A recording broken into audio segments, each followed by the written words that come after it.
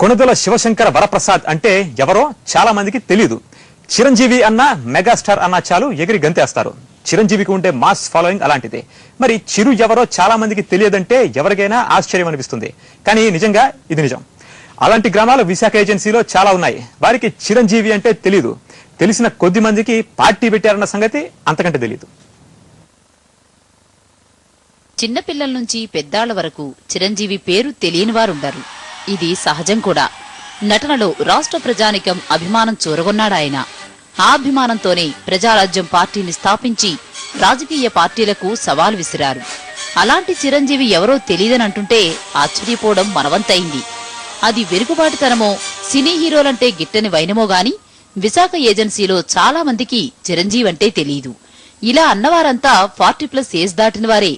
తెలిసిన వారు అతన్ని హీరోగానే అభిమానిస్తాం తప్ప ఓట్లేయమని ఖరాఖండిగా చెబుతున్నారు. ఏజెన్సీలోని పెదబైలు, భోగాబంద, డుంబ్రిగూడ, ముంచుంగుపుట్ట, జీ మాడుగుల, హుకుంపేట మండలాల్లోని మారుమూల గ్రామాల్ని సందర్శించిన ఎన్టీవీ చిరు రాజకీయ ప్రవేశంపై జనాభిప్రాయాన్ని సేకరించింది. చిరంజీవి తెలుసా మాకు? చిరంజీవి మాకు తెలియదు. తెలియదు అంటే సినిమాలు చూడరా మీరు? మేము సినిమా చూడాం. పుట్టిన తర్వాత సినిమా కూడా నేను చూడాను. సినిమా కూడా చూపించాను మేము. అంటే చిరంజీవి రాజకీయాల్లోకి వస్తున్నాడు. చిరంజీవి మీకు తెలుసా తెలియదా? మాకు తెలియదు. చిరు విషయంలో గిరిజనులు కొందరు సానుభూతిగానే ఉన్నా అది హీరోగానే తప్ప రాజకీయ నాయకుడిగా కాదు. స్వర్గీయ ఇందిరాగాంధీ, ఎన్టీఆర్ ప్రధాన రాజకీయ పార్టీల నేతలపై ఉన్న నమ్మకాన్ని చిరుపై చూపించటం లేదు.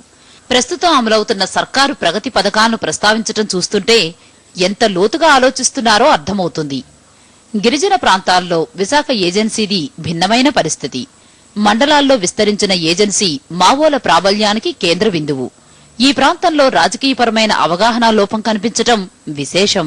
సినీ గ్లామర్ వేరు, నమ్మకం వేరు. ఏజెన్సీ వాసులకు నమ్మకమే పునాదిగా మారింది. మెగా రాజకీయ వాతావరణం వీరిలో మార్పు తేవడం లేదు. తెలిసిన రాజకీయ పార్టీల నేతలనే దేవుళ్లుగా భావిస్తున్నారు.